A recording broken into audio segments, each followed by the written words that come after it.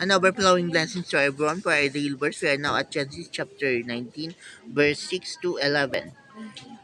And Lot went out of the door unto them, and shut the door after him, and said, I pray you, brethren, do not so wickedly. Behold, now I have two daughters which have not known man. Let me, I pray you, to bring them out unto you, and do ye to them as is good in your eyes.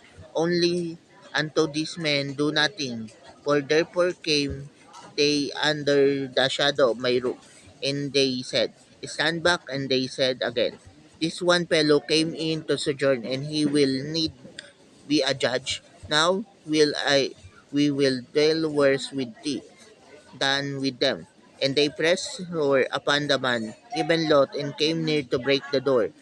But the men put forth their hand and pulled Lot into the hand to them and shut the door.